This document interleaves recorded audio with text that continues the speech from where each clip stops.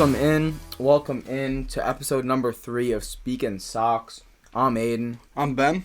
And let's get into, we have a couple fun topics here.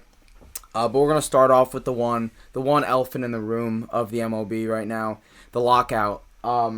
It's getting ridiculous.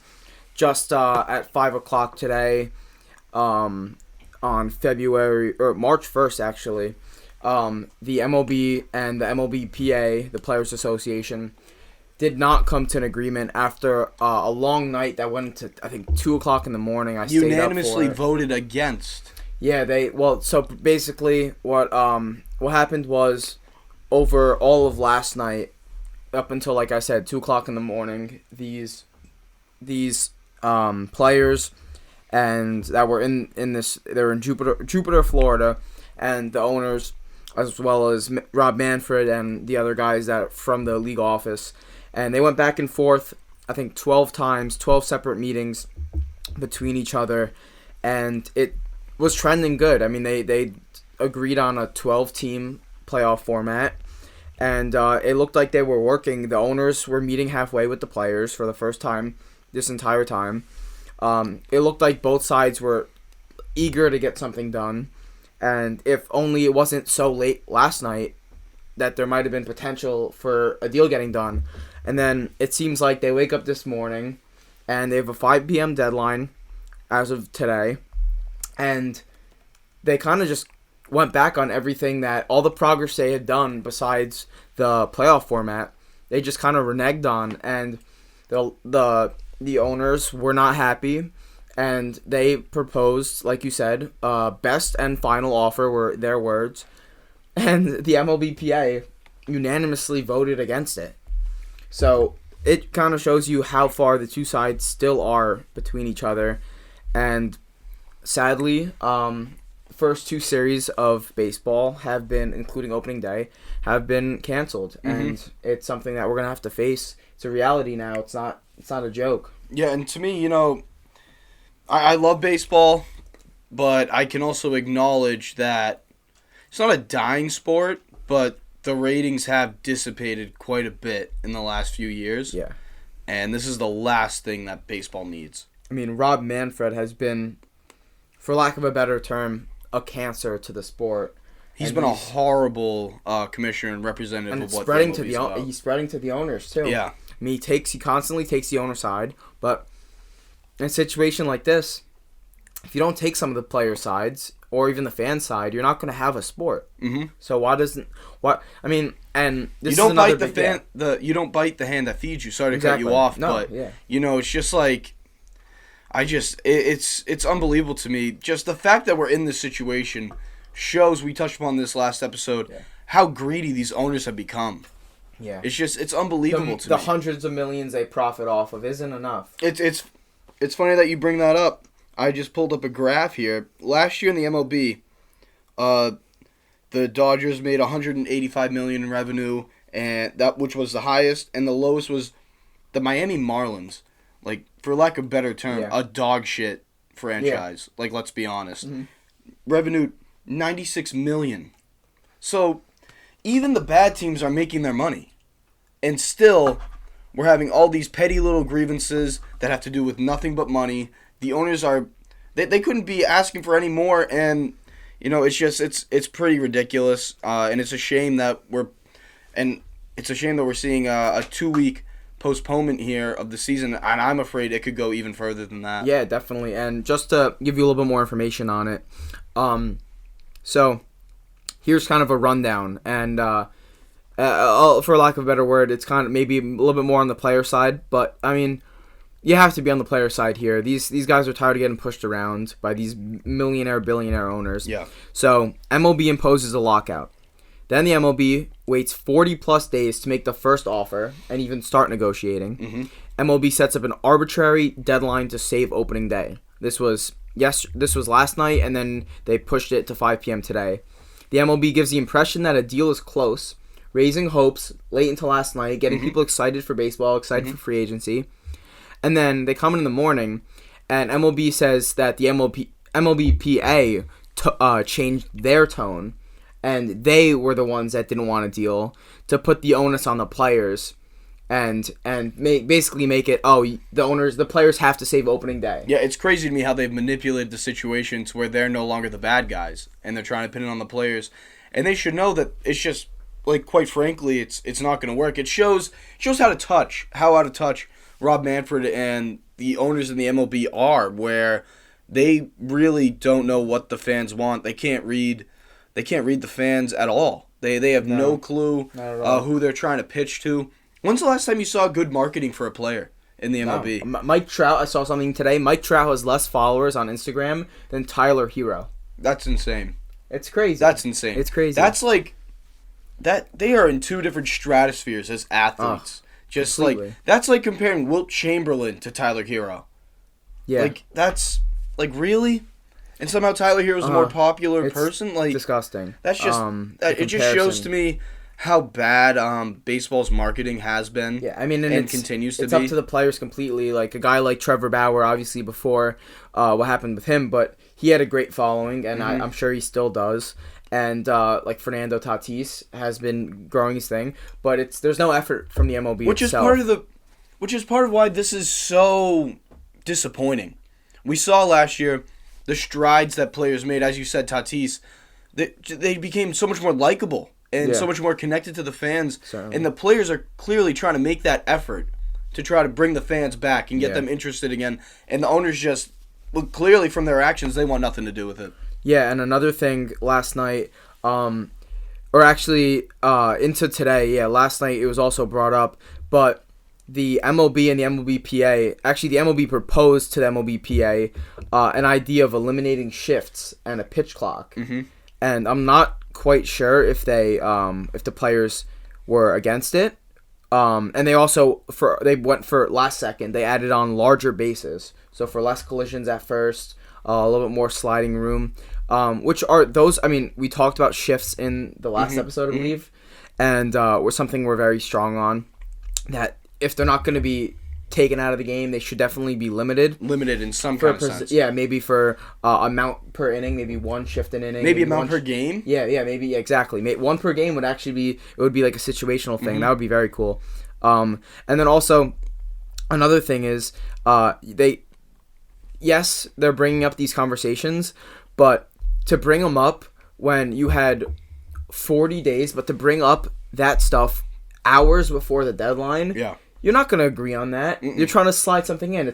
It's like when Congress, when they write up this whole bill, 150 pages, whatever it is, and they give them a couple hours to go through. You can't go through 150 pages and agree on this.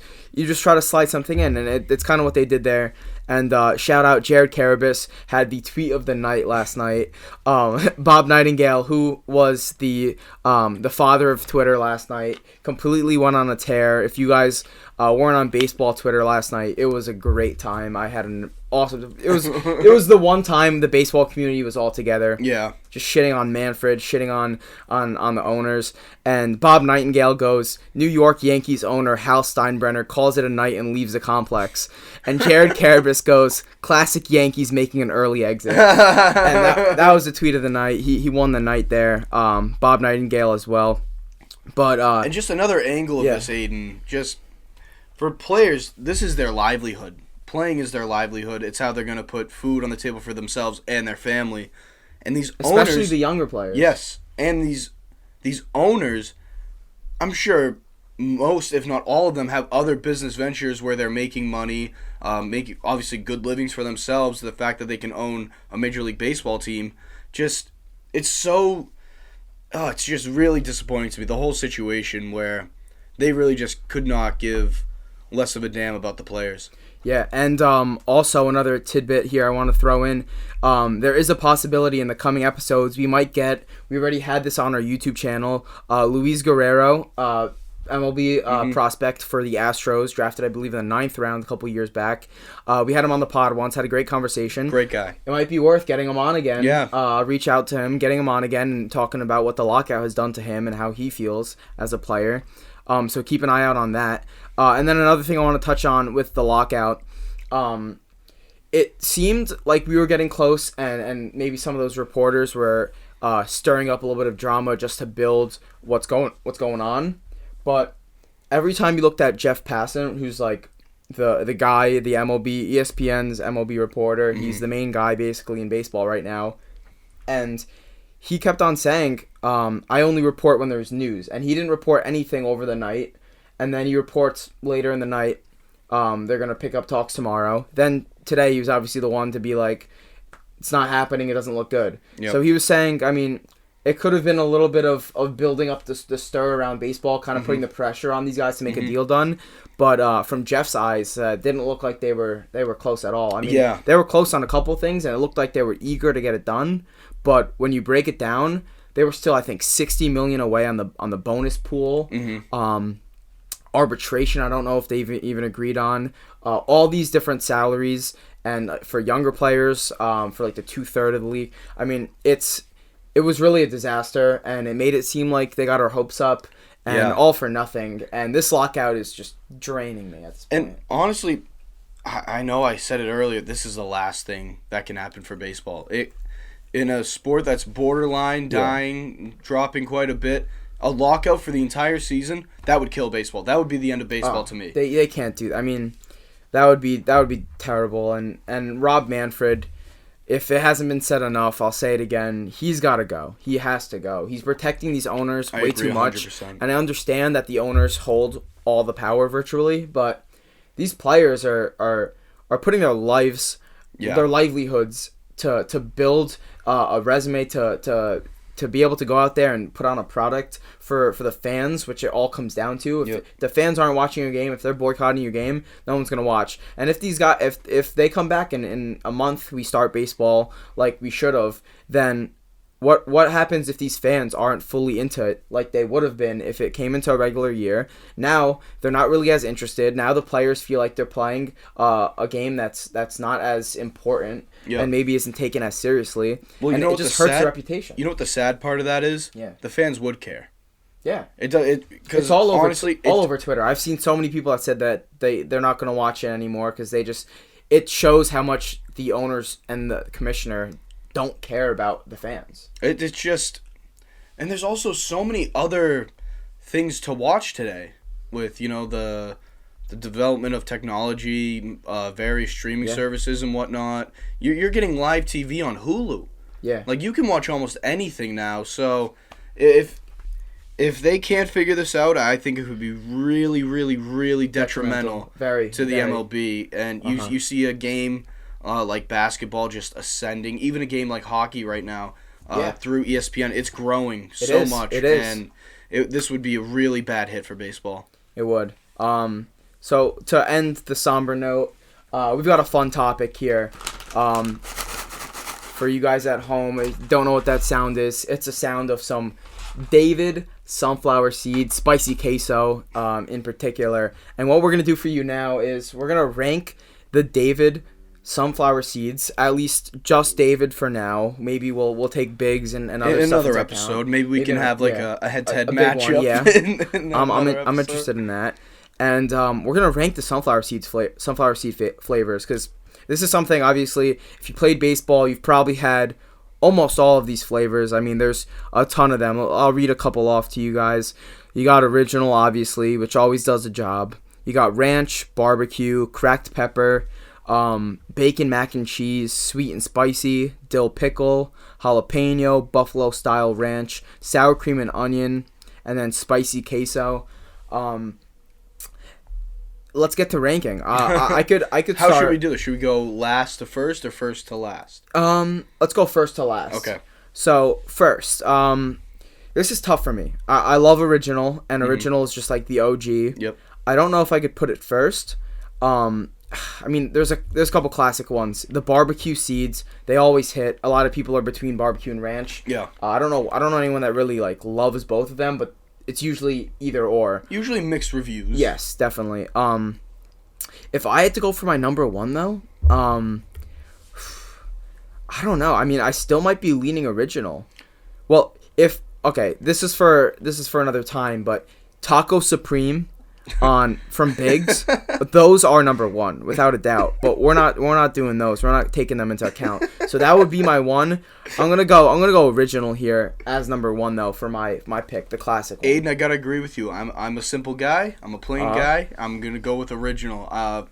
First seeds I can remember having during a baseball game. So I gotta go with original.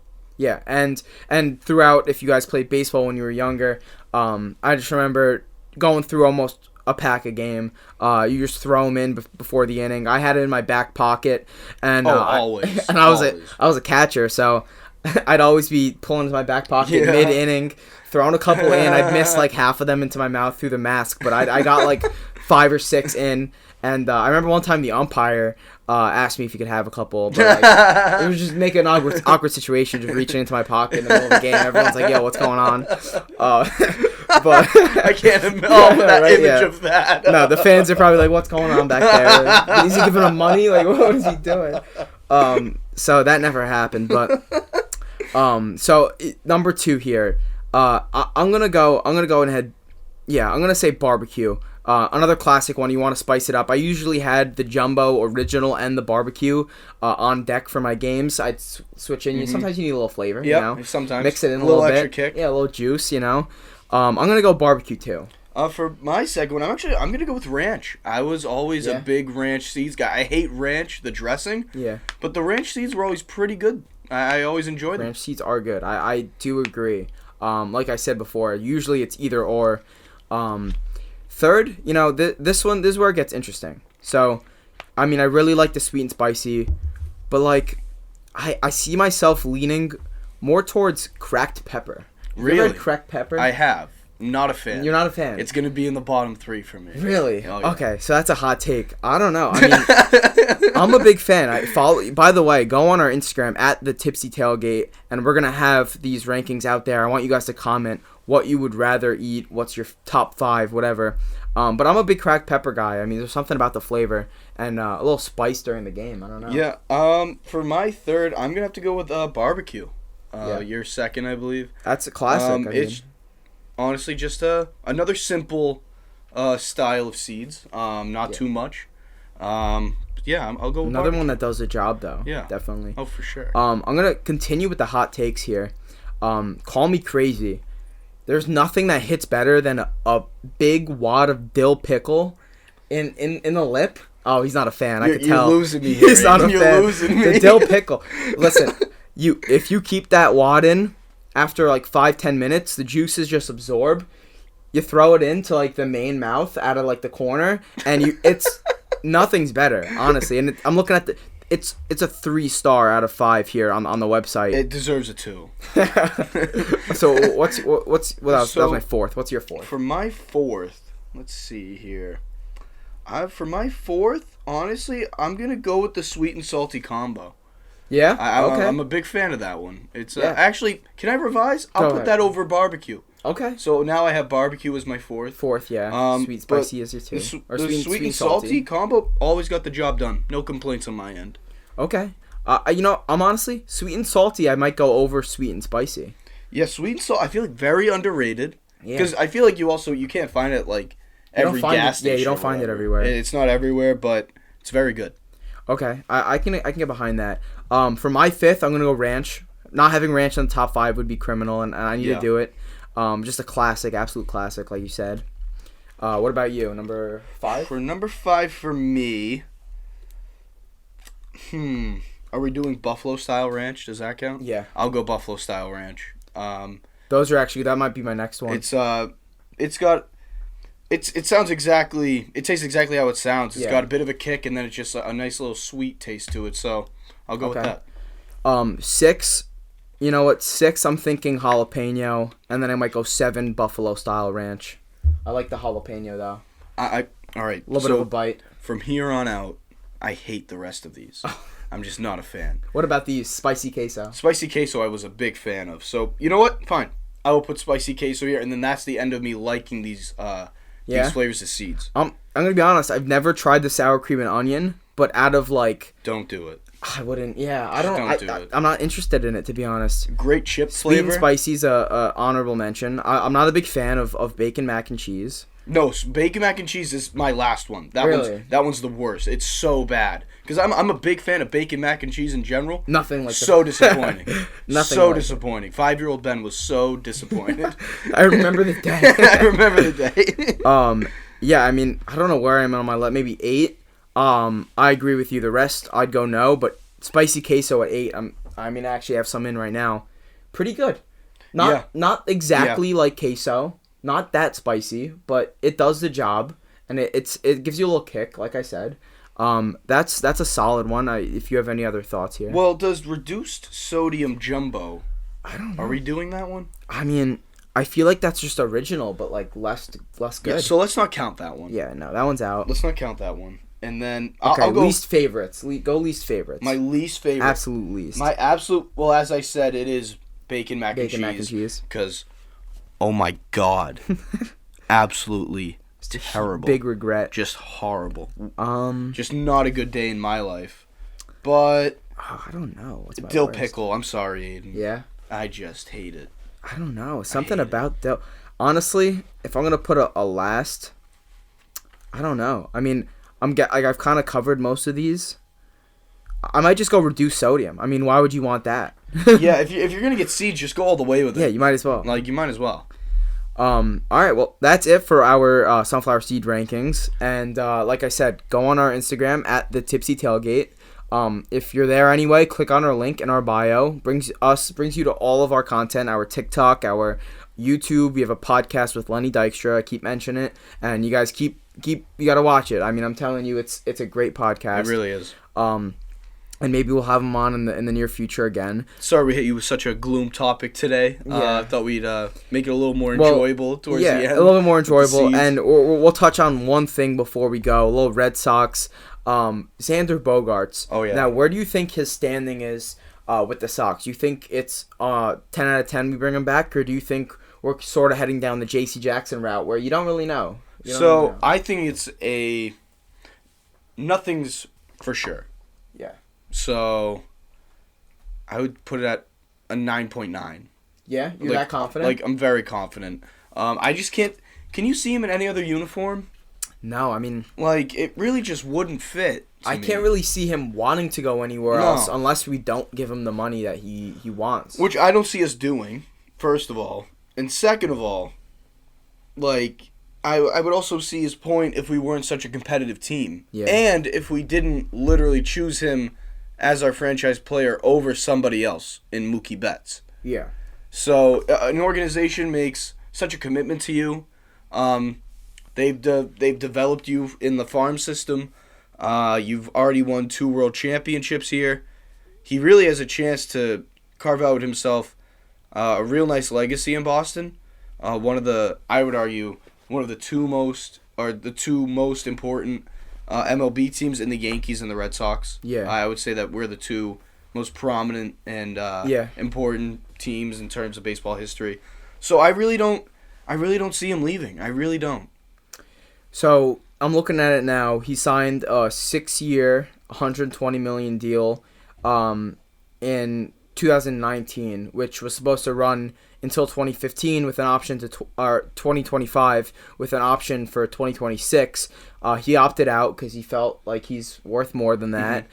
And now he's going into his age 30 year.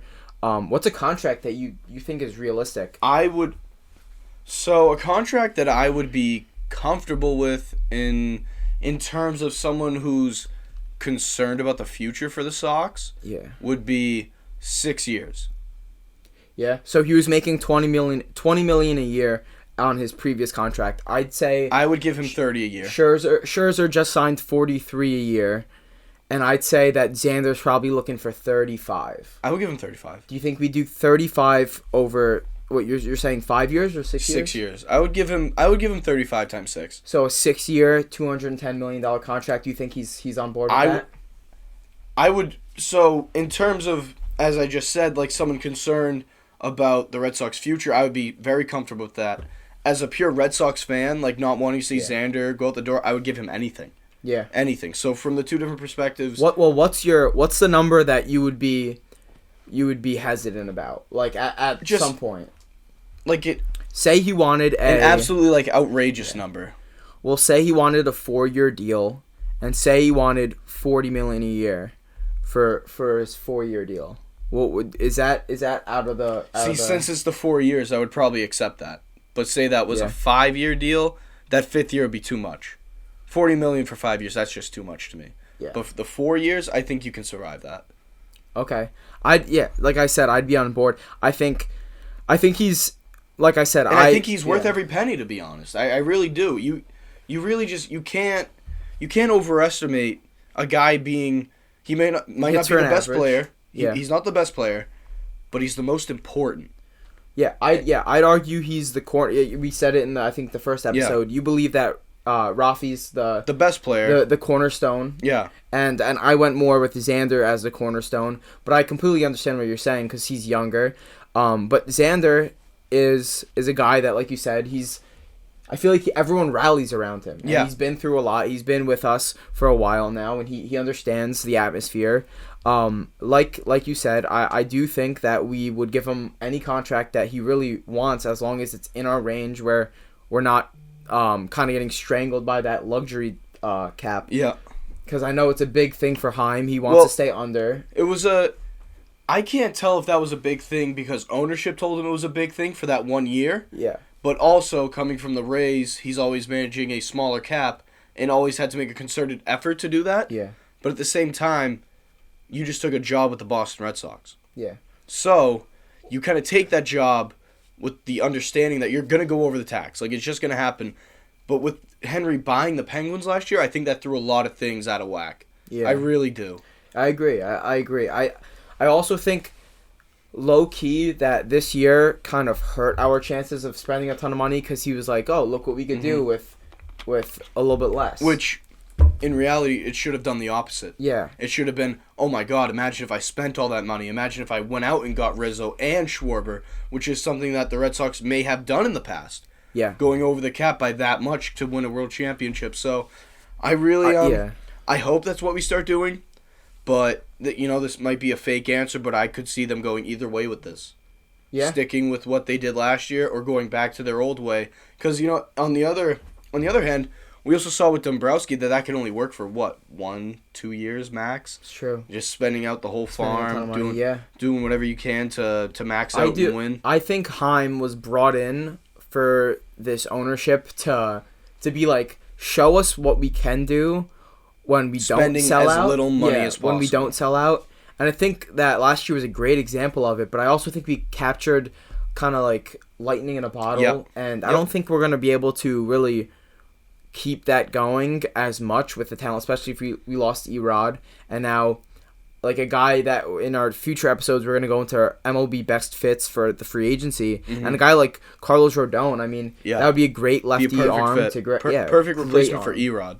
Yeah, exactly. So, I mean, I'll put it this way, Aiden. This might be a really weird comparison, but the Red Sox last year aren't the kind of team that you could start a franchise with in a video game and go as far as they did because they do not have that team on paper. They had the morale, the energy, the chemistry to do that. Yep. So and just enough pop when we need it. And that's always not repeatable. It's rarely repeatable. I don't think it is. Yeah. We saw it in 2013. That team was.